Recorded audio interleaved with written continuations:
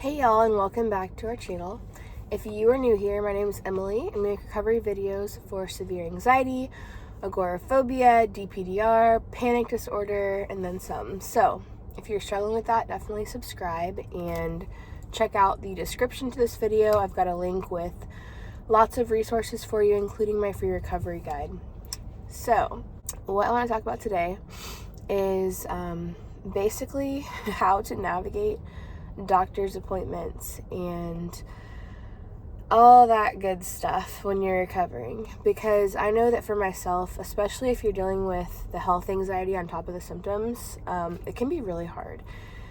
And in the beginning, if you watch my full video, you can see everything, but I went to every doctor under the sun. I went all the way to the Mayo Clinic multiple times, which is an awesome doctor, by the way, great experience. But yeah, I was seeing so many doctors, so many specialists.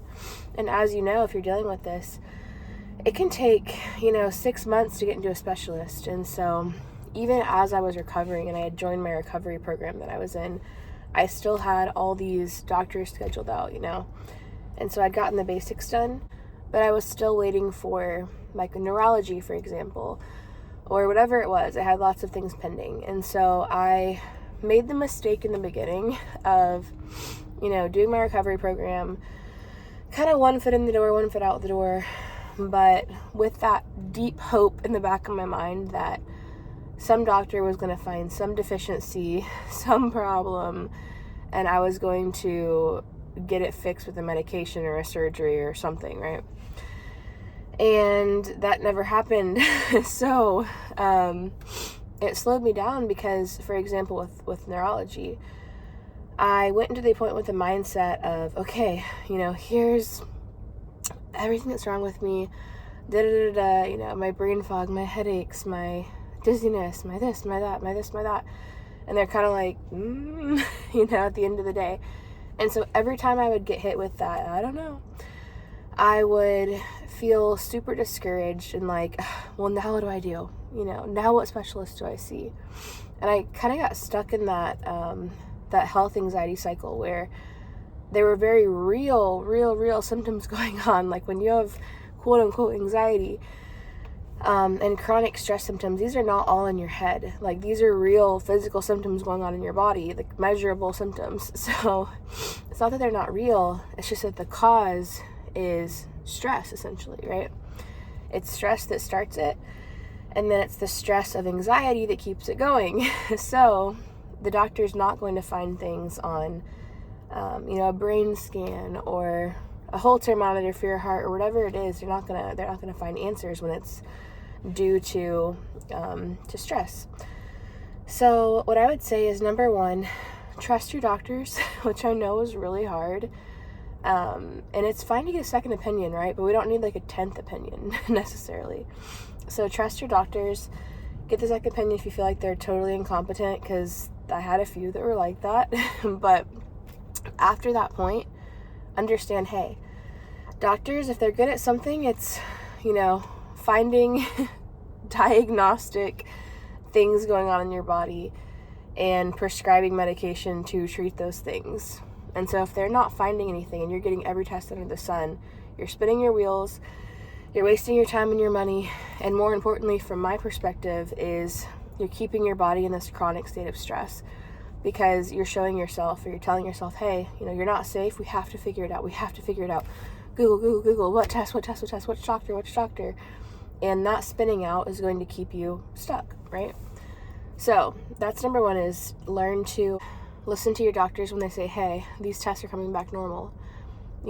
I'm telling you, if they're saying it's normal, they're saying it's quote unquote anxiety, then read my guide, because I'm telling you what it is and how to get out, right?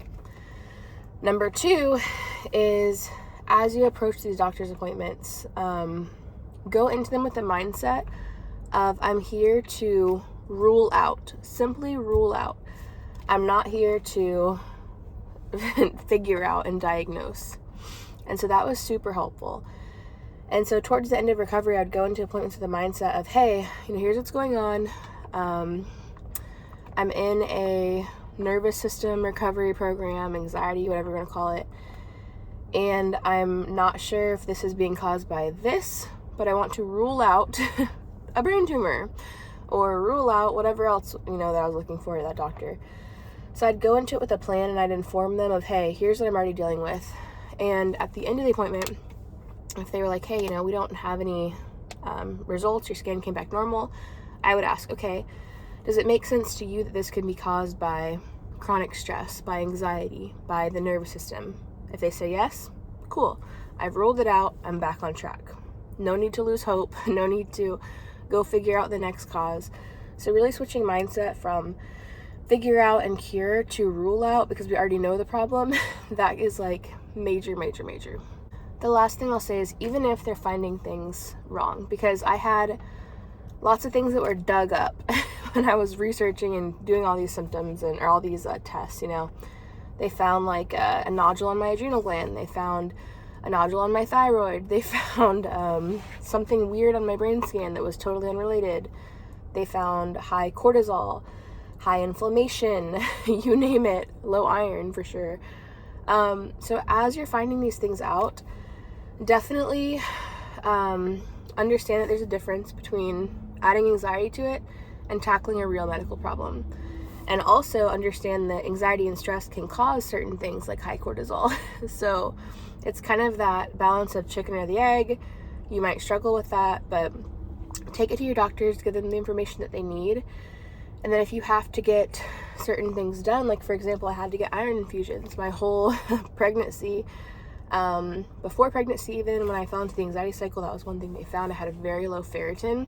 And so learning how to tackle these real, medical problems that need treatment, while also not adding the 5Fs, and while also responding and not excessively researching and excessively thinking about this and putting all your eggs in one basket, like getting your iron infusion is going to change everything for you overnight, because that wasn't the case for me and many people that are stuck in this. So definitely learn how to tackle and handle things while responding, which again, response is all in the guide.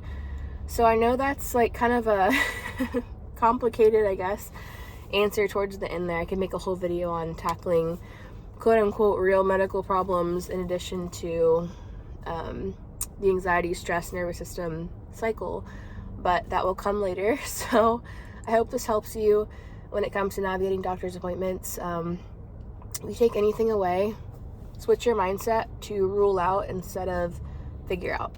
So I hope this helps.